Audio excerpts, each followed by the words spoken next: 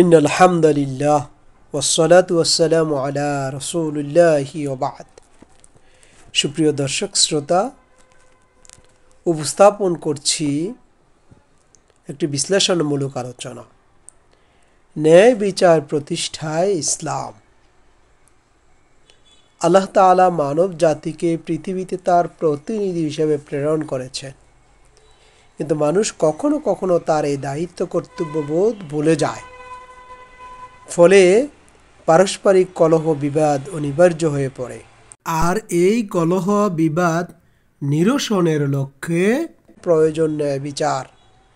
এই ন্যায় বিচার প্রতিষ্ঠা করার জন্য, মানবাধিকার নিশ্চিত করার জন্য ইসলামের দাবি ন্যায় বিচার প্রতিষ্ঠা আদম আলাইহিস সালাম থেকে মুহাম্মদুর রাসূলুল্লাহ সাল্লাল্লাহু আলাইহি ওয়াসাল্লাম এবং তৎপরবর্তী মুসলিম রাষ্ট্রপ্রধানগণ যুগে যুগে যে অবদান রেখেছেন তা পৃথিবীর আর কোনো ব্যক্তি, ধর্ম কিংবা মতবাদ রাখতে পারেনি।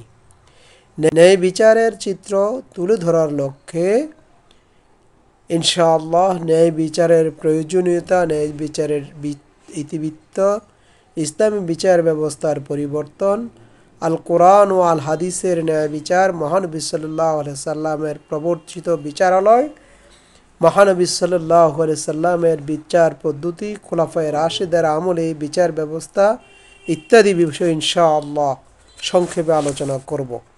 আল্লাহ পাক রব্বুল আলামিনের নিকট তৌফিক কামনা করে শুরু করছি আজকের আলোচনা। ন্যায় বিচার। ন্যায় বিচার শব্দটি আরবির হলো আদলুন, এর ইংরেজি প্রতিশব্দ হলো জাস্টিস। যেমন বলা হয় ওয়াজিরুল আদল, মিনারিটি অফ জাস্টিস। আর ন্যায় বিচার যিনি করেন তাকে বলা হয় আদিল বা ন্যায় বিচারক।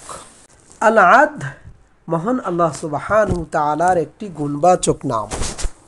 যেহেতু তার সর্বশ্রেণীর সৃষ্টির প্রতি সর্বোত্তকভাবে ন্যায় বিচার তিনি করেন এবং কখনো ন্যায় অবিচার করেন না, কাজে এই শব্দটি তার ক্ষেত্রেই সর্বাধিক প্রয়োগের দাবিদার। আল আদ অর্থ হলো ভারসাম্য ও সমন্বয়ক। আল্লাহ তাআলা যে আদলের হুকুম দিয়েছেন তার ভারসাম্য ও সমন্বয়ক প্রতিষ্ঠার নাম। এই হুকুমের দাবি হচ্ছে প্রত্যেক ব্যক্তি তার নৈতিক, সামাজিক, অর্থনৈতিক, আইনগত, রাজনৈতিক ও সাংস্কৃতিক অধিকার পূর্ণ ঈমানদারির সাথে আদায় করতে হবে। আর তারই লক্ষ্যে তাহলেই ভারসাম্য রক্ষা পাবে, সমন্বয় প্রতিষ্ঠা করা সম্ভব হবে।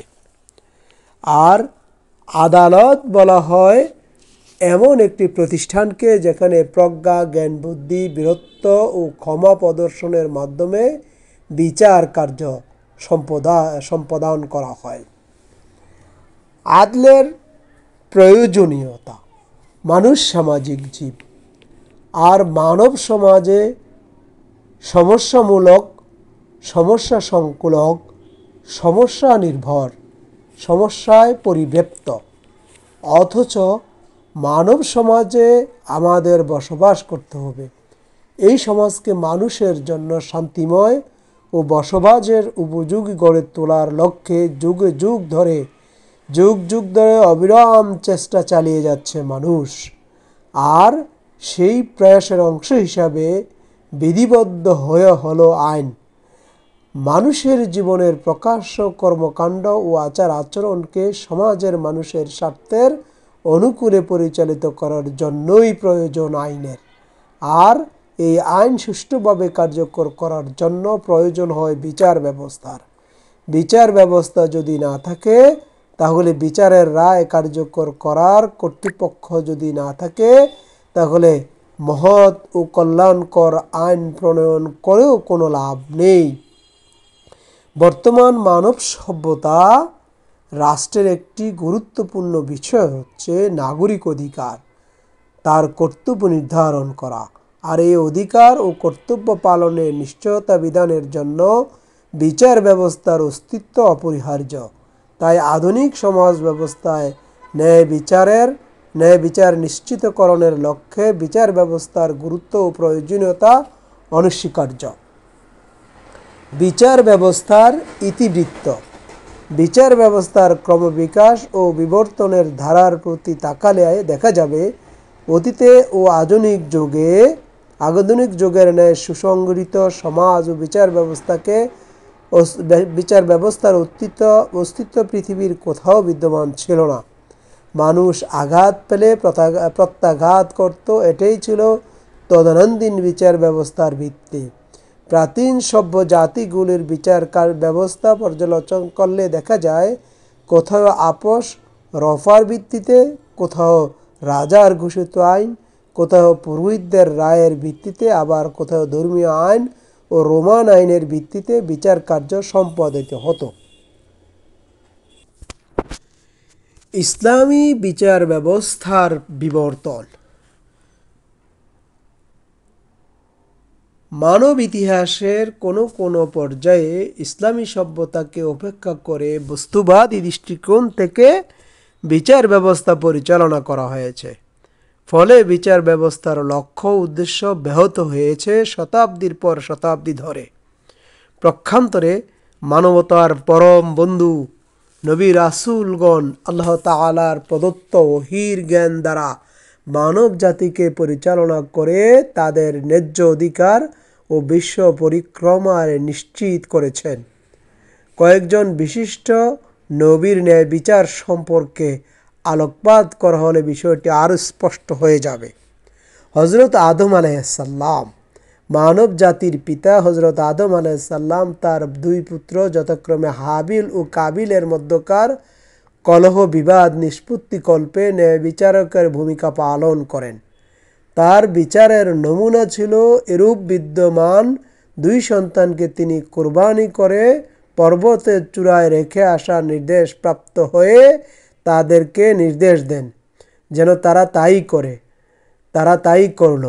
একজনের কুরবানি আকাশ থেকে আগুন এসে পুড়িয়ে জ্বালিয়ে দিল এবং জানিয়ে দিল তার কুরবানি কবুল হয়েছে। অপরজনের কুরবানি পচে নষ্ট হয়ে যায় এবং জানানো হয় যে তার কুরবানি কবুল হয়নি। এভাবে আসমানি ব্যবস্থাপনায় সর্বপ্রথম ন্যায় বিচারের শুভ সূচনা হয়। ইউসুফ আলাইহিসসালামের বিচার। হযরত ইউসুফ আলাইহিসসালাম মিশরের খাদ্যমন্ত্রীর দায়িত্ব পালন করেছেন। তার দায়িত্ব পালনকালীন সময়ে মিশরে বিষম দুর্ভিক্ষ দেখা দেয়। তার ভাইয়েরা তার নিকট সাহায্য প্রার্থী হলে তিনি তাদের প্রচুর খাদ্য সামগ্রী দান করেন। তারা খাদ্য সামগ্রী নিয়ে কিছু দূর চলে যায়। ইতিমধ্যে সরকারের পক্ষ থেকে ঘোষণা করা আসে সরকারের খাদ্য পরিমাপের পাত্রটি হারিয়ে গেছে, কাজেই আগন্তুক দলকে ডেকে এনে তদন্ত করা হবে। কার্যত তাই করা হলো। পাত্রটি ইউসুফ আলাইহিসসালামের সহোদর ভাইয়ের বস্তার ভেতরে পাওয়া যায় এবং তাকে আটক রাখা হয়। বৈপিত্রীয় ভাইদের অনুধাবন ছিল যেন ইউসুফের সহোদরকে ছেড়ে দিয়ে তাদের অপর কোনো ভাইকে আটক রাখা হয়। এই অনুরোধ প্রত্যাখ্যান করে তিনি আইনের দৃষ্টিতে যে দোষী তাকে আটক রাখার পক্ষে ফয়সালা দেন। এভাবে তিনি ভাইদের মাঝে ন্যায় বিচার প্রতিষ্ঠিত করেন। হযরত মূসা আলাইহিসসালামের ন্যায় বিচার। একবার হযরত মূসা আলাইহিসসালাম মানাফ নামক স্থানে পৌঁছে বিবাদের শব্দ শুনতে পান। তিনি ঘটনাস্থলে গিয়ে দেখতে পেলেন দুই ব্যক্তি মারামারি করছে। তাদের একজন ছিল বনি ইসরাইল, অপরজন ছিল কিপ্তি লোকটি বনি ইসরায়েলের লোকটিকে বিনা পারিশ্রমিকে কাজে খাটাবার জন্য বল প্রয়োগ করছিল। এ সময় হযরত মূসা আলাইহিসসালাম কিপ্তির বিরুদ্ধে মূসা আলাইহিসসালামের নিকট কিপ্তির বিরুদ্ধে বনি ইসরায়েলের লোকটি বিচার প্রার্থনা করল। মূসা আলাইহিসসালাম তাদের মধ্যে মীমাংসা করে দিলেন, কিন্তু সে তা মেনে নিতে অস্বীকার করল। এতে ক্ষুব্ধ হয়ে তিনি তাকে ঘুষি মারলেন, ফলে সে নিহত হয়। বিষয়টি কোরআনেও বিবৃত হয়েছে। তিনি নগরীতে প্রবেশ করলেন, আর তখন এর অধিবাসীরা ছিল অসতর্ক। সেথায় তিনি দুই ব্যক্তিকে সংঘর্ষে লিপ্ত দেখলেন। একজন তার নিজের দলের, অপরজন তার শত্রু দলের। মূসা আলাইহিস সালাম এর দলের লোকটি তার শত্রুর বিরুদ্ধে তার কাছে সাহায্য প্রার্থনা করল। তখন মূসা আলাইহিস সালাম তাকে সজোরে ঘুষি মারলেন। এভাবে তিনি তাকে হত্যা করলেন। এভাবে মূসা আলাইহিস সালামের ন্যায় বিচারের দৃষ্টান্ত উপস্থাপন করা হলো। হযরত দাউদ আলাইহিস সালাম ও হযরত সুলাইমান আলাইহিস সালামের বিচার। হযরত দাউদ আলাইহিস সালাম ও সুলাইমান আলাইহিস সালামের মাঝে ছিল পিতা পুত্রের সম্পর্ক। তাদের সময় এক ব্যক্তির ক্ষেত্রে রাতের বেলা অপর এক ব্যক্তির জায়গায় বা জমিতে রাতের বেলা আরেক এক ব্যক্তি মেষের পাল প্রবেশ করিয়ে ফসল বিনষ্ট করে দেয়। অতঃপর উভয় পক্ষ দাউদ আলাইহিস সালামের কাছে বিচার প্রার্থনা করে। তিনি উভয় পক্ষের বক্তব্য শুনে ক্ষেতের মালিককে মেষ পাল দান করার পক্ষে রায় দেন। পক্ষদ্বয় সুলাইমান আলাইহিস সালামের নিকট গিয়ে প্রত্যাবর্তনকালে তিনি তাদের বিচারের রায় সম্পর্কে জিজ্ঞাসা করলেন।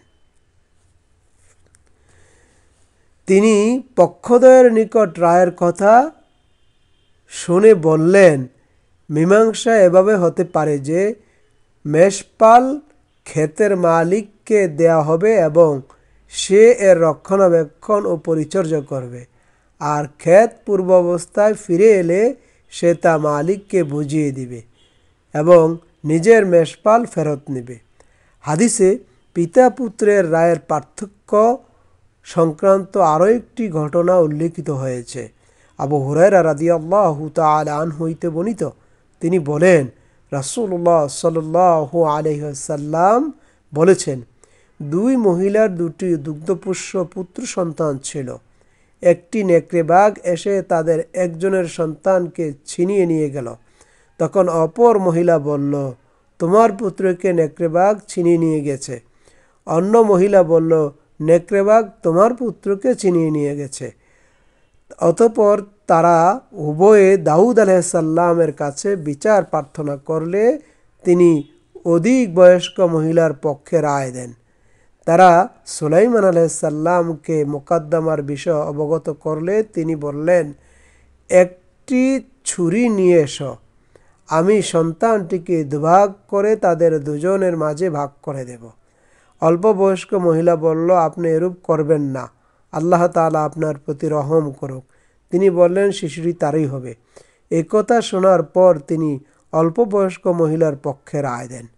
কোরআনে উপরোক্ত আয়াত ও হাদিস থেকে দাউদ আলাইহিস সালাম ও সুলাইমান আলাইহিস সালামের ন্যায় বিচারের বিষয়টি অবগত হওয়া যায়। আল কোরআনুল কারিমে ন্যায় বিচার প্রসঙ্গে বলা হয়েছে, কোরআন মাজিদ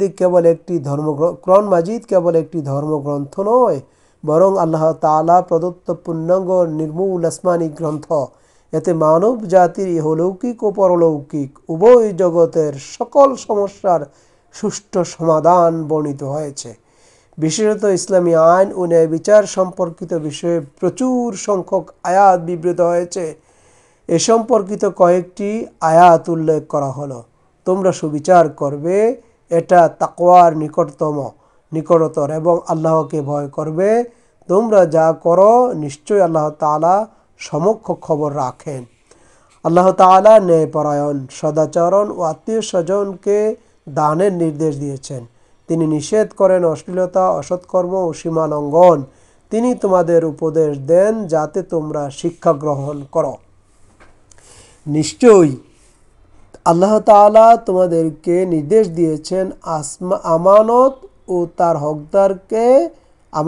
হকদারের নিকট প্রত্যাবর্তন করতে। তোমরা যখন মানুষের মধ্যে বিচার কার্য পরিচালনা করবে তখন ন্যায়পরায়ণতার সাথে বিচার করবে। আল্লাহ তোমাদেরকে যে উপদেশ দেন তা কতই উৎকৃষ্ট। আল্লাহ তাআলা সর্বশ্রোতা ও সর্বদ্রষ্টা। আর আপনি যদি বিচার নিষ্পত্তি করেন তবে তাদের মধ্যে সুবিচার করবেন। নিশ্চয়ই আল্লাহ ন্যায়পরায়ণদের ভালোবাসেন। হে মুমিনগণ, তোমরা ন্যায় বিচারে দৃঢ় প্রতিষ্ঠিত থাকবে আল্লাহ তাআলার সাক্ষী স্বরূপ, যদি তা তোমাদের নিজেদের নিকট অথবা পিতামাতা বা আত্মীয় স্বজনদের বিরুদ্ধে হয়, যেমন সে বিত্তবান হোক কিংবা বিত্তহীন হোক, আল্লাহ উভয়েরই ঘনিষ্ঠতর। সুতরাং তোমাদের ন্যায় বিচার করতে প্রবৃত্তির অনুগামী হয় না। তোমরা ন্যায় বিচার করতে প্রবৃত্তির অনুগামী হয় না। তোমরা যদি পেঁচালো কথা বলো অথবা পাশ কাটিয়ে যাও, তবে তোমরা যা করো আল্লাহ তাআলা তো সমক্ষ জ্ঞান রাখেন। বলুন, হে আমার প্রতিপালক, বলুন আমার প্রতিপালক নির্দেশ দিয়েছেন ন্যায় বিচারের। আমি তো আপনার প্রতি সত্যসহ কিতাব নাজিল করেছি, যাতে আপনি আল্লাহ তাআলা আপনাকে যা জানিয়েছেন তদ অনুসারে মানুষের মধ্যে বিচার মীমাংসা করেন এবং বিশ্বাস ভঙ্গকারীদের সমর্থনে তর্ক করবেন না। অন্য আয়াতে বলা হয়েছে, বলুন হে মুহাম্মদ সাল্লাল্লাহু আলাইহি সাল্লাম, আল্লাহ আকাশ মণ্ডল ও পৃথিবীর স্রষ্টা, দৃশ্য অদৃশ্য সবকিছুই পরিজ্ঞাত। আপনার বান্দাগণ যে বিষয়ে মতবিরোধ করে, আপনি তাদের মধ্যে তার ফয়সালা করে দিন। অন্য আয়াতে বলা হয়েছে, কর্তৃত্ব একমাত্র আল্লাহরই, তিনি সত্য বিবৃত করেন এবং ফয়সালাকারীদের মধ্যে তিনি শ্রেষ্ঠ। অন্য আয়াতে বলেছেন, আমি তাদের জন্য বিধান দিয়েছিলাম যে প্রাণের বদলে প্রাণ, চোখের বদলে চোখ, নাকের বদলে নাক, কানের বদলে কান, দাঁতের বদলে দাঁত এবং জখমের বদলে জখম, অনুরূপ জখম। অতঃপর কেউ তা রক্ষা করলে তাতে তারই পাপ মোচন হবে। আল্লাহ তাআলা যা অবতীর্ণ করেছেন তদনুসারে যারা বিচার বিধান দেয় না, তারাই জালিম। অন্য এক আয়াতে আল্লাহ সুবহানাহু ওয়া তাআলা বলেন, বলুন আল্লাহ যে কিতাব অবতীর্ণ করেছেন তাতে আমি বিশ্বাস করি এবং আমি আদিষ্ট হয়েছি তোমাদের মধ্যে ন্যায় বিচার করতে। সুতরাং তোমরা ন্যায় বিচার করতে প্রবৃত্তির অনুগামী হও না। অন্য আয়াতে বলা হয়েছে, কোন সম্প্রদায়ের প্রতি বিদ্বেষ তোমাদের জন্য কখনো সুবিচার বর্জনে পরিচিত না করে। রাসূলুল্লাহ সাল্লাল্লাহু আলাইহি সাল্লাম বিচার ব্যবস্থা সম্পর্কে বলেছেন, মহানবী সাল্লাল্লাহু আলাইহি সাল্লামের সমাজে সর্বাত্মকভাবে ন্যায় বিচার প্রতিষ্ঠা করেছেন। ন্যায় বিচার নিশ্চিত কল্পে তিনি যেসব নির্দেশনা প্রদান করেছেন তা হলো: 1. বিচারকের মর্যাদা। বুরাইদা রাদিয়াল্লাহু তাআলা আনহু বলেন, নবী সাল্লাল্লাহু আলাইহি সাল্লাম বলেছেন, বিচারক 3 শ্রেণীভুক্ত।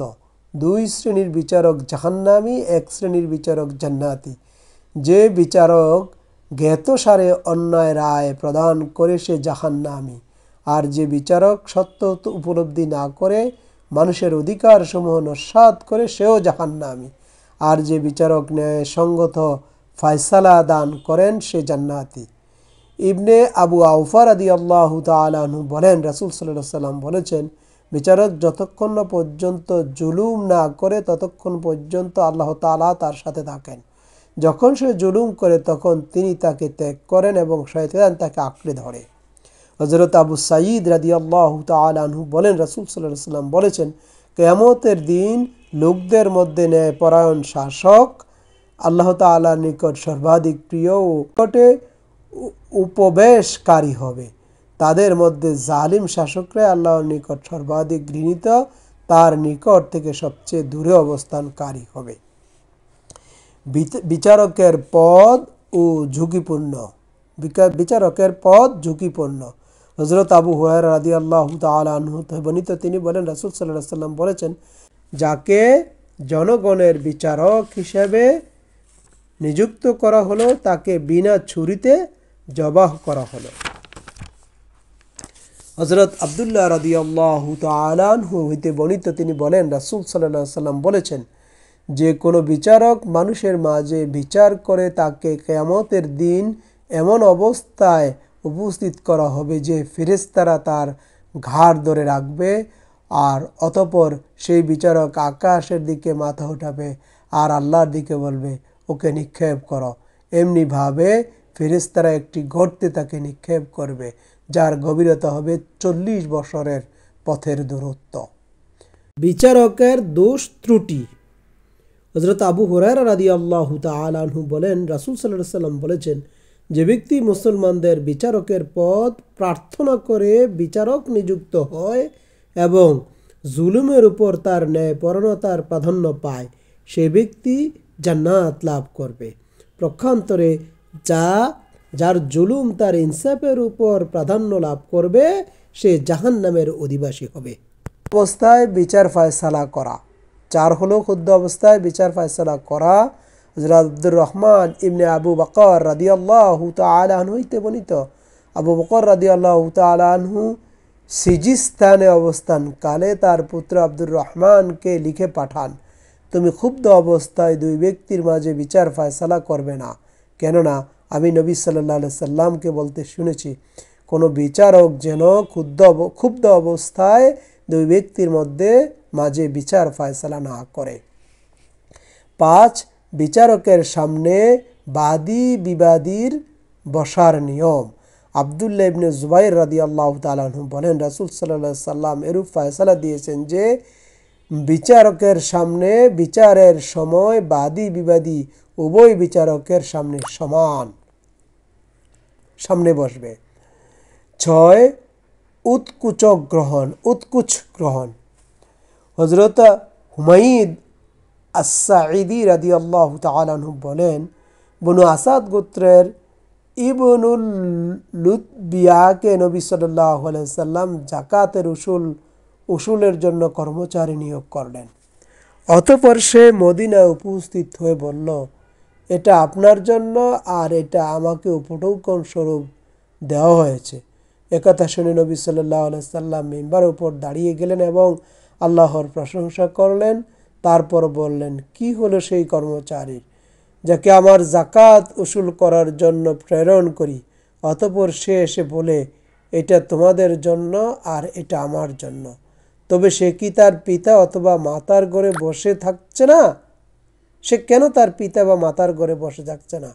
তারপর সে দেখুক তাকে উপঢৌকন দেওয়া হয় কিনা।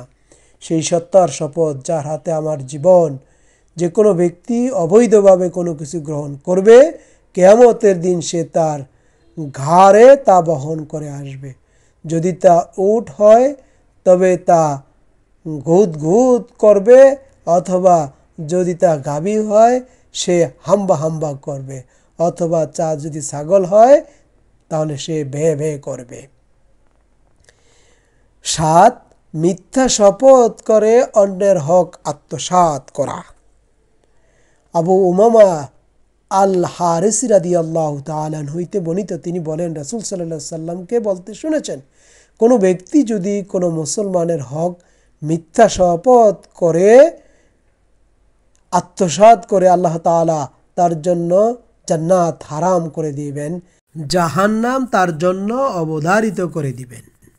এক ব্যক্তি বলল, হে আল্লাহর রাসূল, তা যদি সামান্য জিনিস হয়? তিনি বললেন, হ্যাঁ, পিলু গাছের একটি মিসওয়াকের সমান হলেও। মহানবী সাল্লাল্লাহু আলাইহি সাল্লামের প্রবর্তিত বিচারালয়। মহানবী সাল্লাল্লাহু আলাইহি সাল্লাম ন্যায় বিচার প্রতিষ্ঠা কল্পে ব্যাপক কর্মসূচি গ্রহণ করেন। তিনি ব্যক্তিগত জীবনে বিভিন্ন পর্যায়ে ন্যায় বিচার প্রতিষ্ঠিত করেন। ন্যায় বিচার প্রতিষ্ঠার লক্ষ্যে বিচারালয় স্থাপন করেন। তার প্রবর্তিত বিচারালয়ে কাঠামো ছিল নিম্নরূপ। বিচারালয়ে প্রধান 2 ভাগে বিভক্ত ছিল, কেন্দ্রীয় বিচারালয়, আঞ্চলিক বিচারালয়। কেন্দ্রীয় বিচারালয়কে আবার 3 ভাগে ভাগ করা হতো। প্রধান বিচারালয়, ভ্রাম্যমাণ আদালত, বিশেষ আদালত বা স্পেশাল ট্রাইব্যুনাল। প্রধান বিচারালয়, এই আদালতের প্রধান বিচারপতি ছিলেন স্বয়ং রাসূলুল্লাহ সাল্লাল্লাহু আলাইহি সাল্লাম। তার আদালতে আল আদালাতুল উজমা বা সুপ্রিম কোর্ট বা সর্বোচ্চ বিচারালয় বলা হতো। বিচার কার্য পরিচালনার জন্য তিনি কোনো পৃথক ভবন তৈরি করেননি। তিনি মসজিদে নববীকেই আদালত হিসাবে ব্যবহার করতেন। ইমাম বুখারী রাদিয়াল্লাহু তাআলা আনহু তার সহিহ গ্রন্থে সালাত অধ্যায়ের একটি অনুচ্ছেদের নামকরণ করেন আল কাজা ওয়াল লিআন ফিল মসজিদ, মসজিদে বিচার কার্য পরিচালনা করা এবং নারী পুরুষের মধ্যে লিআন করানো। অতঃপর তিনি এতদ্ সম্পর্কিত হাদিসগুলি সংকলন করেন। হযরত আবু হুরায়রা রাদিয়াল্লাহু তাআলা আনহু বলেন, নবী সাল্লাল্লাহু আলাইহি সাল্লাম কয়েকজন আশরুকি মুজাহিদদেরকে নজদের উদ্দেশ্যে প্রেরণ করেন। তারা বনু হানিফ গোত্রে সামুমা ইবনে উসালাকে বন্দী করে মদিনায় নিয়ে আসেন। এসে মসজিদে নববীর একটি খুঁটির সাথে বেঁধে রাখেন। নবী সাল্লাল্লাহু আলাইহি সাল্লাম তার কাছে গেলেন এবং লোকদেরকে বললেন, সামুরাকে ছেড়ে দাও। মুক্তি পেয়ে সে মসজিদে নববীর নিকটস্থ একটি খেজুর বাগানে গিয়ে গোসল করল এবং মসজিদে প্রবেশ করে বলল, আমি সাক্ষ্য দিচ্ছি আল্লাহ ব্যতীত কোনো ইলাহ নেই এবং মুহাম্মদুর রাসূলুল্লাহ সাল্লাল্লাহু আলাইহি সাল্লাম আল্লাহর রাসূল। ভ্রাম্যমাণ আদালত। মহানবী সাল্লাল্লাহু আলাইহি সাল্লাম কেবল মসজিদে নববীতেই বিচার কার্য সম্পাদন করতেন না, সফর অবস্থায় তিনি বিচারক কার্য পরিচালনা করতেন। কোনো অপরাধ সংঘটিত হতে দেখলে তিনি তাৎক্ষণিকভাবে সেই ব্যাপারটি নির্দেশ জারি করতেন। এবং আবু মাসউদ রাদিয়াল্লাহু তাআলা আনহু বলেন, আমি আমার দাসকে বেত্রাঘাত করছিলাম, এমন সময় পেছন দিক থেকে একটি শব্দ শুনলাম। আমাকে বলা হচ্ছে, হে আবু মাসউদ, তুমি জেনে রাখো, দেখতে পেলাম আল্লাহর রাসূল আমার কাছে উপস্থিত এবং তিনি আমাকে বলছেন, হে আবু মাসউদ, তুমি জেনে রাখো, হে আবু মাসউদ, তুমি জেনে রাখো। হঠাৎ শব্দটি আমার কানে বেজে উঠল। বর্ণনাকারী বললেন, এই শব্দটি শোনা মাত্রই আমি চাবুকটি ফেলে দিলাম। অতঃপর নবী সাল্লাল্লাহু আলাইহি সাল্লাম বললেন, তুমি এই দাসের উপর যতটা কর্তৃত্ব সম্পন্ন, তোমার উপর আল্লাহ তাআলা তার চেয়ে অধিক কর্তৃত্ব শক্তিমান। বর্ণনাকারী বললেন, অতঃপর আমি বললাম, এরপর থেকে আমি কোনো দাসকে প্রহার করব না। অন্য বর্ণনায় আছে, হে আল্লাহর রাসূল, আল্লাহর পথে দাসটিকে মুক্ত করে দিলাম। নবী সাল্লাল্লাহু আলাইহি সাল্লাম বললেন, তুমি তা না করলে অবশ্যই জাহান্নামের আগুনে তোমাকে স্পর্শ করত। মহানবী সাল্লাল্লাহু আলাইহি সাল্লাম কখনো কখনো বাজারে গিয়ে ক্রয় বিক্রয় সংক্রান্ত দুর্নীতি, ভেজালের বিরোধী বিচার কার্য পরিচালনা করতেন। একদা রাসূল সাল্লাল্লাহু আলাইহি সাল্লাম খাদ্যশস্যের একটি স্তূপের নিকট দিয়ে যাবার সময় তার ভেতরে হাত ঢুকিয়ে দিলেন, ফলে তার আঙ্গুলগুলো ভিজে গেল। তিনি বিক্রেতাকে বললেন, এ কি? লোকটি বলল, হে আল্লাহর রাসূল, এত বৃষ্টির পানি লেগেছে। তিনি বললেন, তবে এগুলো স্তূপের উপর রাখলে না কেন? তাহলে লোকেরা দেখে নিতে পারত। জেনে রেখো, যে ব্যক্তি প্রতারণা করে আমার সাথে তার কোনো সম্পর্ক নেই। বিশেষ আদালত বা স্পেশাল ট্রাইব্যুনাল। মহানবী সাল্লাল্লাহু আলাইহি সাল্লাম তার প্রতিষ্ঠিত ইসলামী রাষ্ট্রের কার্য সুষ্ঠুভাবে পরিচালনার জন্য এবং প্রশাসনিক সুবিধার্থে বিভিন্ন লোকের মধ্যে দায়িত্ব বন্টন করেন এবং তিনি উপস্থিত থাকা সত্ত্বেও কখনো কখনো কোনো প্রবীণ সাহাবাকে মোকদ্দমা ফয়সালা করার নির্দেশ দিতেন। এ প্রসঙ্গে কয়েকটি ঘটনা উল্লেখ করা যেতে পারে। উকবা ইবনে আমির রাদিয়াল্লাহু তাআলা আনহু বলেন, একদা দুই ব্যক্তি ঝগড়া করতে করতে মহানবী সাল্লাল্লাহু আলাইহি সাল্লামের কাছে আসলো। তখন তিনি আমাকে বলল, হে উকবা, যাও, তুমি উভয়ের মধ্যে মীমাংসা করে দাও। আমি বললাম, হে আল্লাহর রাসূল, আমার পিতামাতা আপনার জন্য উৎসর্গ হোক, এ ব্যাপারে আপনিই তো আমার চেয়ে অধিক উত্তম। তিনি বললেন, যাই হোক, তুমি তাদের মধ্যে মীমাংসা করে দাও। আমি বললাম, আমি যদি তাদের মীমাংসা করি তাতে আমার লাভ কি? অতঃপর বর্ণনায় আছে কিসের জন্য অন্য এক বর্ণনা আছে কিসের জন্য আমি তাদের মধ্যে মীমাংসা করব। নবী সাল্লাল্লাহু আলাইহি সাল্লাম বললেন, ইজতিহাদ করো, যদি তুমি সঠিক সিদ্ধান্ত নিতে পারো তবে তোমার 10টি প্রতিদান রয়েছে, আর যদি তুমি ইজতিহাদ ভুল করো তবে একটি প্রতিদান রয়েছে। আঞ্চলিক বিচারালয়। রাসূলুল্লাহ সাল্লাল্লাহু আলাইহি সাল্লাম ইসলামী রাষ্ট্রের বিভিন্ন অঞ্চল ও গোত্রের আঞ্চলিক প্রশাসনিক বিচারালয় প্রতিষ্ঠা করেন। বিভিন্ন গোত্রের যেসব লোক ইসলাম ধর্ম গ্রহণ করেছে তিনি তাদের প্রধানকেই প্রশাসক হিসেবে নিয়োগ করেছিলেন। আঞ্চলিকভাবে যে অঞ্চলের প্রশাসক বা বিচারক নিয়োগ দেওয়া হয়েছিল তন্মধ্যে ইয়েমেন, বাহরাইন, মক্কা ছিল অন্যতম। ইয়েমেনের বিচারক নিয়োগ বিভিন্ন সীমান্তে, বিভিন্ন সিরাতে হাদিস গ্রন্থের বরাতে জানা যায়। ইয়েমেনে মহানবী সাল্লাল্লাহু আলাইহি সাল্লাম কয়েকজন খ্যাতিমান সাহাবাকে প্রশাসক ও বিচারক নিযুক্ত করেছিলেন। তারা একসাথেই প্রশাসক ও বিচারকের দায়িত্ব পালন করতেন। বর্ণিত আছে মহানবী সাল্লাল্লাহু আলাইহি সাল্লাম বিদায় হজের পূর্বে আবু মুসা আল আশআরী রাদিয়াল্লাহু তাআলা আনহুকে অতঃপর মুআজ ইবনে জবাল রাদিয়াল্লাহু তাআলা আনহুকে ইয়েমেনের প্রশাসক ও বিচারক হিসেবে নিযুক্ত করেছিলেন। তৎকালে ইয়েমেনে দুটি প্রদেশ ছিল। তিনি তাদেরকে ভিন্ন ভিন্ন প্রদেশে প্রেরণ করেন। তবে তোমরা লোকদের সাথে কোমল ব্যবহার করবে, কঠোর ব্যবহার করবে না। লোকদের মনে সুসংবাদের মাধ্যমে উৎসাহ যোগাবে, অনীহা ভাব সৃষ্টি করবে না। এরপর তারা দুজন নিজ নিজ শাসনাধীন এলাকায় চলে যান। তারা যখন নিজ নিজ শাসনাধীন এলাকায় সফর করতেন এবং অন্য জনের নিকটবর্তী স্থানে পৌঁছতেন, তখন সাক্ষাৎ হলে তারা পরস্পরে সালাম বিনিময় করতেন। ইমাম বাইহাকি রাদিয়াল্লাহু রহমাহুল্লাহ ইমাম বাইহাকি রহিমাহুল্লাহ তার আখবারুল উজাদ গ্রন্থে লিখেছেন, নবী সাল্লাল্লাহু আলাইহি সাল্লাম মুসা আলাইহিস সালাম হযরত আবু মুসা আশআরী রাদিয়াল্লাহু তাআলা আনহুকে ওমানের প্রশাসক হিসেবে ও অন্যান্যদেরকে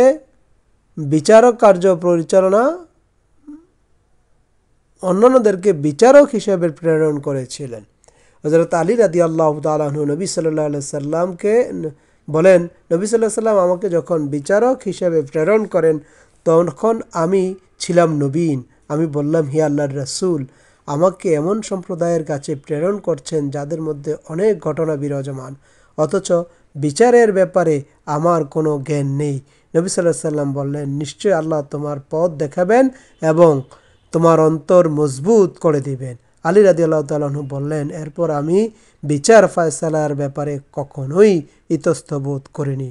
ইয়েমেনে প্রেরিত বিচারকদের মাঝে দিহিয়া আল কলবি তার নামও পাওয়া যায়। ইমাম আল মাওয়ারদি রাদিয়াল্লাহু রহমতুল্লাহ আলাইহি উল্লেখ করেছেন, নবী সাল্লাল্লাহু আলাইহি সাল্লাম ইয়েমেনের কোনো এক অঞ্চলে দাহিয়া আল কলবিকে বিচারক নিয়োগ করেছিলেন। দাহিয়া আল কলবি দেখতে জিবরাইল আলাইহিস সালামের ন্যায় ছিলেন।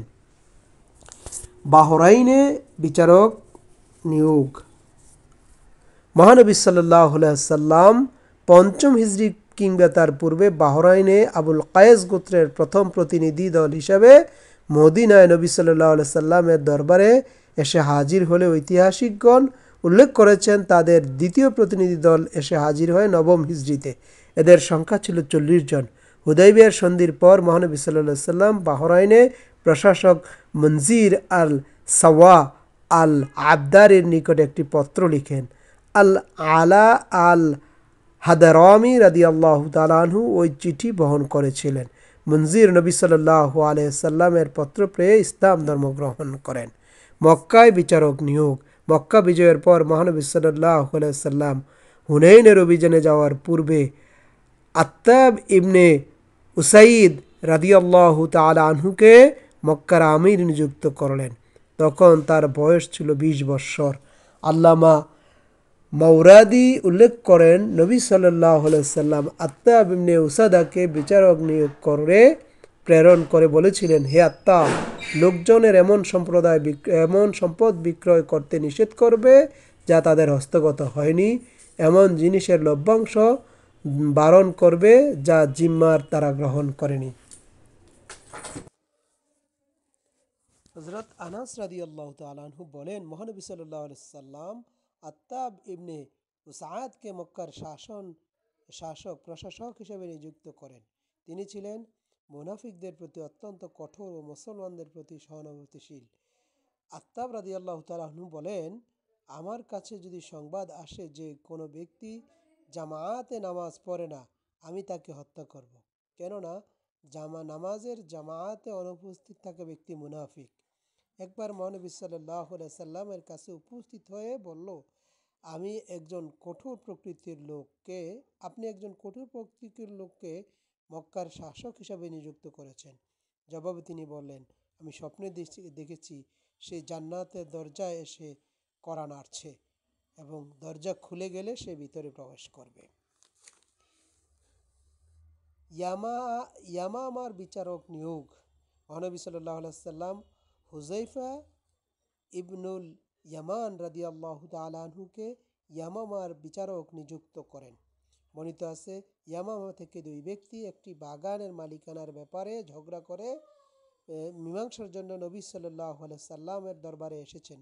নবী সাল্লাল্লাহু আলাইহি সাল্লাম উক্ত বিচার কার্য সম্পাদন করার জন্য হুযায়ফা রাদিয়াল্লাহু তাআলা আনহুকে ইয়ামামায় প্রেরণ করেছিলেন। মহানবী সাল্লাল্লাহু আলাইহি সাল্লাম কর্তৃক নিয়োগকৃত বিচারকবৃন্দ। মাশরুক রাদিয়াল্লাহু রহমতুল্লাহ আলাইহি বলেন, নবী সাল্লাল্লাহু আলাইহি সাল্লামের যুগে 6 ব্যক্তি বিচারক হিসেবে নিয়োগ লাভ করেন। তারা হলেন ওমর, আলী, আবদুল্লাহ ইবনে মাসউদ, উবাই ইবনে কাব, যায়েদ ইবনে সাবিত, আবু মুসা আশআরী রাদিয়াল্লাহু তাআলা আনহু। আল্লামা শামী রহিমাহুল্লাহ এই বর্ণনাটি বিশুদ্ধ বলেছেন। তবে তিনি স্বয়ং আরও কয়েকজন বিচারকের নাম উল্লেখ করেছেন যা নবী সাল্লাল্লাহু আলাইহি সাল্লামের সময়ে বিচার কার্য সম্পাদন করেছিলেন। তারা হলেন উকবা ইবনে আমর, মুআজ ইবনে জবল, আল আলা ইবনে হারজামি, মাকিল ইবনে ইয়াসার, আমর ইবনুল আস আল কুরাইশি, হুযায়ফা ইবনুল ইয়ামান, আত্তাব ইবনুল উসাইয়িদ, দাহিয়াহ আল কলবি রাদিয়াল্লাহু তাআলা আনহু। মহানবী সাল্লাল্লাহু আলাইহি ওয়াসাল্লামের বিচার পদ্ধতি। রাসূলুল্লাহ সাল্লাল্লাহু আলাইহি সাল্লামের বিচার কার্য পরিচালনার জন্য যে নিয়ম নীতি অনুসরণ করতেন, অন্যদেরকেও তা অনুসরণ করার নির্দেশ দিতেন।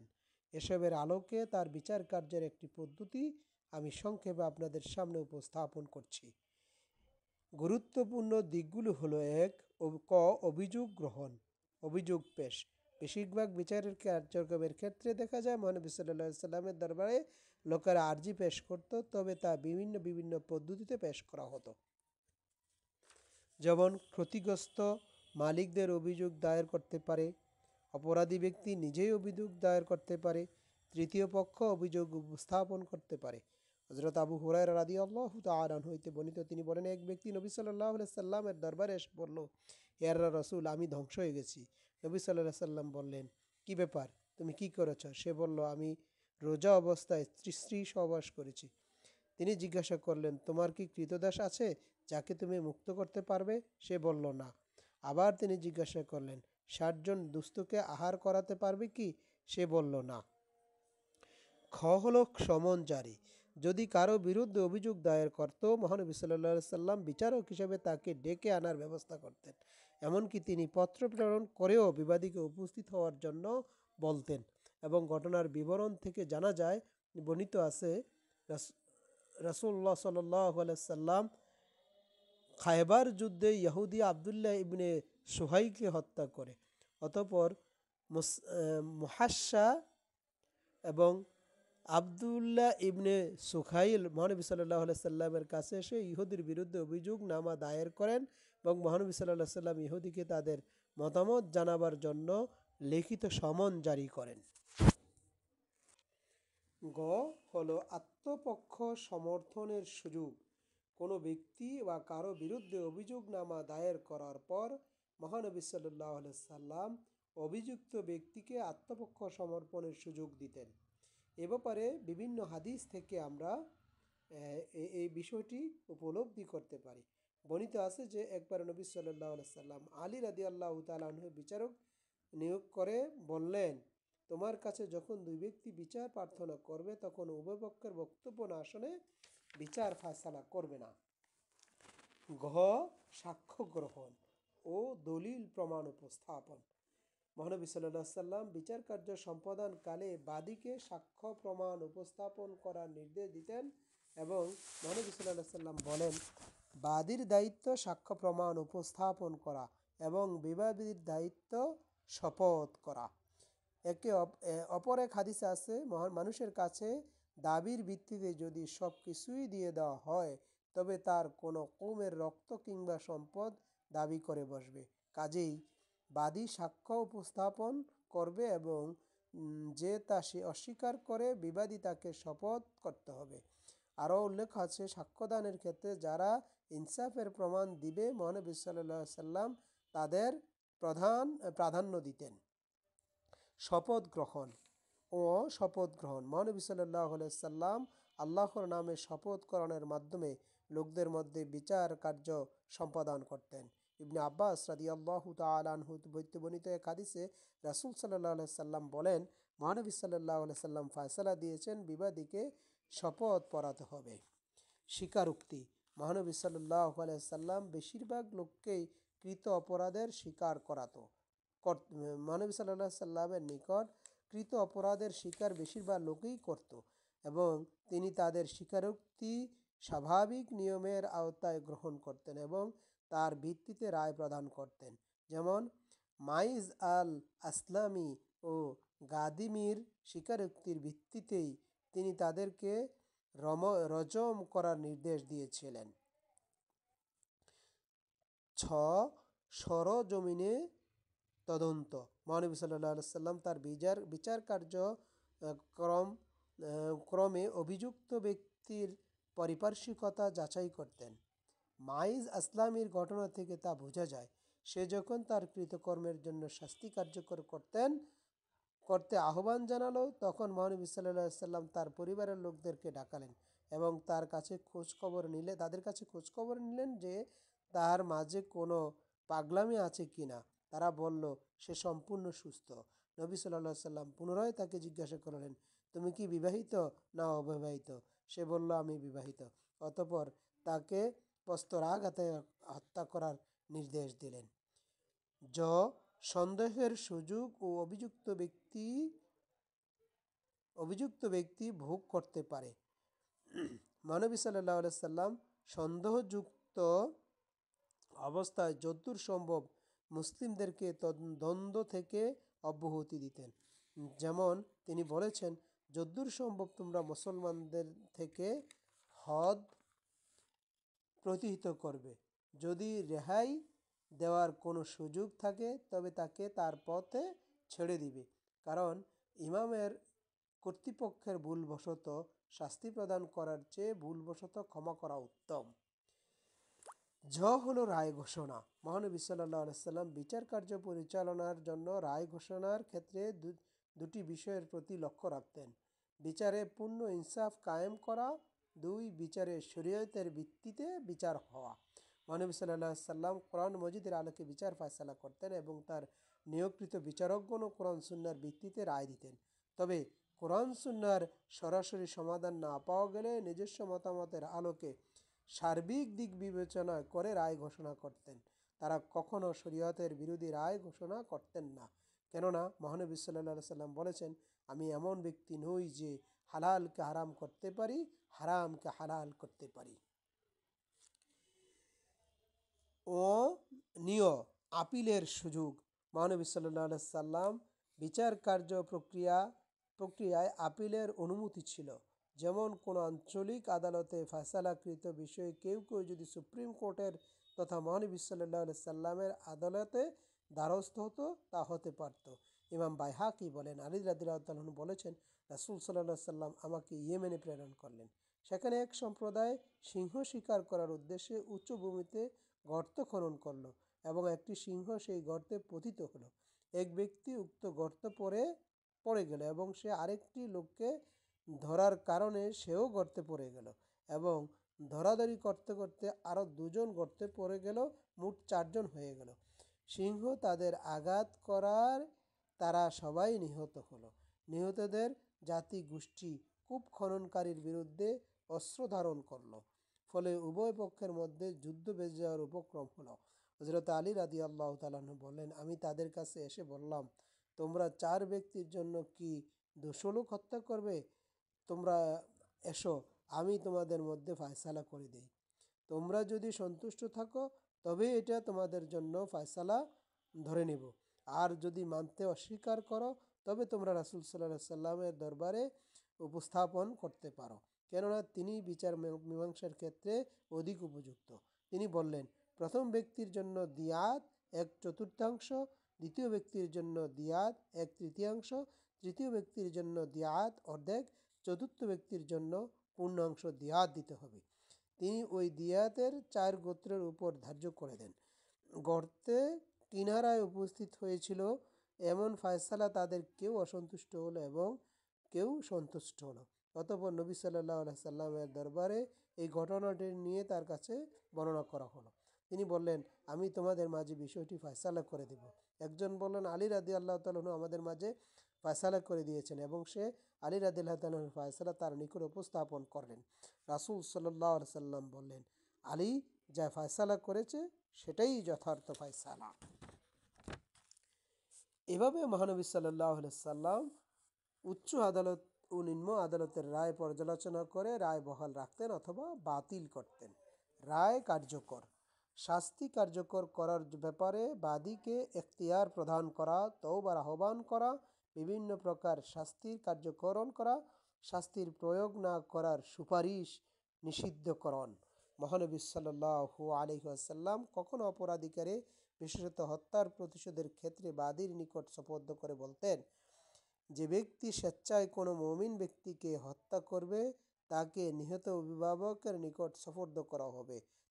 তারা ইচ্ছা করলে তাকে হত্যা করবে, অন্যথায় ইচ্ছা করলে তার দিয়ত গ্রহণ করবে। 2, কোনো ব্যক্তির ক্ষেত্রে মহানবী সাল্লাল্লাহু আলাইহি সাল্লাম অপরাধীকে তওবা করার আহ্বান জানাতেন। হযরত উমাইয়া রাদিয়াল্লাহু তাআলা আনহু আল মাখজুমি রাদিয়াল্লাহু তাআলা আনহু বলেন, নবী সাল্লাল্লাহু আলাইহি সাল্লামের দরবারে একটি চোর আনা হলো। সে জিজ্ঞাসাবাদের এক পর্যায়ে চুরির অপরাধ স্বীকার করলো, কিন্তু তার কাছে চুরিকৃত কোনো দ্রব্য পাওয়া গেল না। নবী সাল্লাল্লাহু আলাইহি সাল্লাম তাকে বললেন, তোমার ভাইয়ের মাল চুরি করলে? সে বলল, হ্যাঁ। নবী সাল্লাল্লাহু আলাইহি সাল্লাম তার কথা এভাবে 2-3 বার পুনরাবৃত্তি করলেন। অতঃপর তার নির্দেশে লোকটির হাত কাটা হলো। এরপর নবী সাল্লাল্লাহু আলাইহি সাল্লামের নিকট নিয়ে আসা হলো। তিনি তাকে বললেন, তুমি আল্লাহর কাছে ক্ষমা চাও এবং তওবা করো। সে বলল, আমি আল্লাহর কাছে ক্ষমা প্রার্থনা করছি এবং তওবা করছি। বর্ণনাকারী বললেন, অন্তত নবী সাল্লাল্লাহু আলাইহি সাল্লাম 3 বার বললেন, হে আল্লাহ, তুমি তার তওবা কবুল করো। মহানবী সাল্লাল্লাহু আলাইহি সাল্লামের জীবদ্দশায় আইন বিভাগ ও নির্বাহী বিভাগ পৃথক ছিল না, এটির প্রয়োজনও ছিল না। সুতরাং তিনি বিচারক হিসেবে রায় প্রদান করতেন এবং প্রধান নির্বাহী হিসেবে বিচারের রায় কার্যকর করতেন। তিনি যে কয় প্রকার শাস্তি কার্যকর করেছিলেন তার কয়েকটি উদাহরণস্বরূপ: 1, মৃত্যুদণ্ড। ইচ্ছাকৃতভাবে হত্যার ক্ষেত্রে নিহত ব্যক্তির অভিভাবক দিয়ত গ্রহণে অসম্মত হলে কিংবা অভিভাবক না থাকলে নবী সাল্লাল্লাহু আলাইহি সাল্লাম মৃত্যুদণ্ড কার্যকর করতেন। বর্ণিত আছে যে তিনি ব্যভিচারের অপরাধের এক মহিলাকে পাথর নিক্ষেপে মৃত্যুদণ্ড কার্যকর করেছিলেন, এমনকি তিনি নিজেও পাথর নিক্ষেপ করেছিলেন। হস্তকন্তন। এই শাস্তি কেবল চুরি ও ডাকাতির ক্ষেত্রেই প্রযোজ্য। নবী সাল্লাল্লাহু আলাইহি সাল্লামের জীবদ্দশায় যে সমস্ত চুরির ঘটনা সংঘটিত হয়েছে, সে সকল চুরির ঘটনায় চোর ধরা পড়লে, অপরাধ প্রমাণিত হলে এবং তিনি চোরের হাত কেটে দিতেন এবং সেই রায় কার্যকর করা হতো। হাদিসে উল্লেখ আছে, জাবির রাদিয়াল্লাহু তাআলা আনহু হইতে বর্ণিত, একবার এক মাখজুমি মহিলা চুরি করলো। অতঃপর সে নবী সাল্লাল্লাহু আলাইহি সাল্লামের সহধর্মিণী উম্মে সালমা রাদিয়াল্লাহু তাআলা আনহার মাধ্যমে নবী সাল্লাল্লাহু আলাইহি সাল্লামের কাছে সাহায্য প্রার্থনা করলো। নবী সাল্লাল্লাহু আলাইহি সাল্লাম বলেন, যদি ফাতেমাও চুরি করত তবে আমি তার হাত কেটে দিতাম। অতঃপর মহিলাটির হাত কেটে দেওয়া হলো। বেত্রাঘাত ও নির্বাসন করা। অবিবাহিত ব্যক্তি ব্যভিচারে লিপ্ত হলে, অপরাধ প্রমাণিত হলে নবী সাল্লাল্লাহু আলাইহি সাল্লাম তাকে 100 বেত্রাঘাত এবং 1 বছরের নির্বাসনের শাস্তি দিতেন। এছাড়া তিনি নেশাগ্রস্তকে 80টি বেত্রাঘাত কিংবা জুতা দ্বারা 40টি বেত্রাঘাতের নির্দেশ দিতেন। অন্তরীণ বা আটক করা। মহানবী সাল্লাল্লাহু আলাইহি সাল্লামের প্রবর্তিত বিচার ব্যবস্থার কোনো নির্দিষ্ট জেলখানা ছিল না, তবে তিনি কখনো কখনো অপরাধীকে মসজিদের পাশে আটক করে রাখতেন। যেমন সুমামা ইবনে উসাল নবী সাল্লাল্লাহু আলাইহি সাল্লামকে হত্যার উদ্দেশ্যে মদিনায় এসেছিল, সে মতো তাকে মসজিদের একটি খুঁটার সাথে 3 দিন বেঁধে রাখা হয়েছিল। শাস্তি প্রয়োগ না করার জন্য সুপারিশ। মহানবী সাল্লাল্লাহু আলাইহি সাল্লাম একাধারে করুণার আধার ও অপরদিকে ছিলেন ন্যায় ও ইনসাফ প্রতিষ্ঠার শ্রেষ্ঠতম নমুনা। কাজেই তিনি যদি বিচার কার্যক্রম চূড়ান্ত করতেন তখন শাস্তি প্রয়োগের সময় কোনো প্রকার সুপারিশ গ্রহণ করতেন না। যেমন মাখজুম গোত্রের এক মহিলার চুরির চোর করে ধরা পড়লে তিনি হাত কাটার নির্দেশ দেন। তার কাছে শাস্তি মওকুফের জন্য সুপারিশ করা হলে তিনি তীব্র ক্ষোভ প্রকাশ করেন এবং সুপারিশকারীকে বলেন, তুমি কি আমার কাছে আল্লাহর নির্ধারিত হদসমূহের কোনো একটি হদ মওকুফের সুপারিশ করছ? খোলাফায়ে রাশিদিনদের আমলে বিচার ব্যবস্থা। খোলাফায়ে রাশিদিন তাদের আমলে ন্যায় বিচার প্রতিষ্ঠার ক্ষেত্রে উজ্জ্বল দৃষ্টান্ত রেখেছেন। তা হলো নিম্নরূপ। হযরত আবু বকর রাদিয়াল্লাহু তাআলা আনহুর ন্যায় বিচারের দৃষ্টান্ত। মহানবী সাল্লাল্লাহু আলাইহি সাল্লামের ইন্তেকালের পর সংবাদ শুনে যারা আনন্দ প্রকাশ করেছিল, মালিক ইবনে নুয়ায়রা তাদের অন্যতম। তাকে গ্রেফতার করে খালিদ বিন ওয়ালিদ রাদিয়াল্লাহু তাআলা আনহুর নিকট পেশ করা হয়েছিল। তিনি তার সাথে কথা বলার সময় মহানবী সাল্লাল্লাহু আলাইহি সাল্লামের ব্যাপারে তার বিরূপ শব্দ চয়ন করতে শুনতে পান। সে সময় খালিদ রাদিয়াল্লাহু তাআলা আনহুর নির্দেশে জিয়ার ইবনে আজওয়ার রাদিয়াল্লাহু তাআলা আনহু তাকে হত্যা করেন। এমনিভাবে হযরত উমর, হযরত উসমান ও হযরত আলী রাদিয়াল্লাহু তাআলা আনহুর ন্যায় বিচারের দৃষ্টান্ত আমরা বিভিন্ন হাদিস থেকে লক্ষ্য করতে পারি।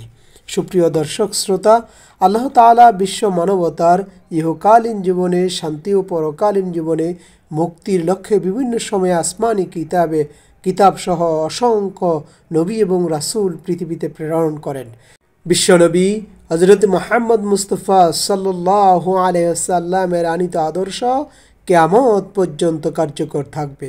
সেই হিসেবে তার আদর্শ পালন বিশ্ব মানবতার উপর অপরিহার্য। বর্তমান বিশ্বের বিভিন্ন সংগঠন ও সংস্থা ন্যায় বিচার প্রতিষ্ঠার জন্য প্রতিনিয়ত কাজ করে যাচ্ছে, কিন্তু বিশ্ববাসী লক্ষ্য করছে কোথাও ন্যায় বিচার প্রতিষ্ঠিত হওয়া থাক দূরের কথা, বরং দিনের পর দিন ন্যায় বিচারের পরিবর্তে অবিচার যেন বিশ্ব মানবতাকে গ্রাস করে ফেলছে। এমত অবস্থায় বিশ্ববাসী যদি আল্লাহ প্রদত্ত মহানবী সাল্লাল্লাহু আলাইহি সাল্লামের প্রদর্শিত পথে ন্যায় বিচার প্রতিষ্ঠায় এগিয়ে আসতে পারে, তাহলেই আশা করা যায় বর্তমান বিশ্বে পুনরায় ন্যায় বিচার প্রতিষ্ঠিত করা সম্ভব। আল্লাহ পাক রব্বুল আলামিন আমাদেরকে ন্যায় বিচার প্রতিষ্ঠার আন্দোলনে শরীক করুন। আমরা যেন চিরদিন আল্লাহ সুবহানাহু তাআলার সেই জান্নাত নসিবের জন্য, পরকালীন জান্নাত নসিবের জন্য পার্থিব জীবনে যতদিন পর্যন্ত জীবিত থাকি এই আন্দোলনে শরীক থাকতে পারি, সেই প্রত্যাশা শেষ করছি। আসসালামু আলাইকুম ওয়া রাহমাতুল্লাহি তাআলা ওয়া বারাকাতুহু।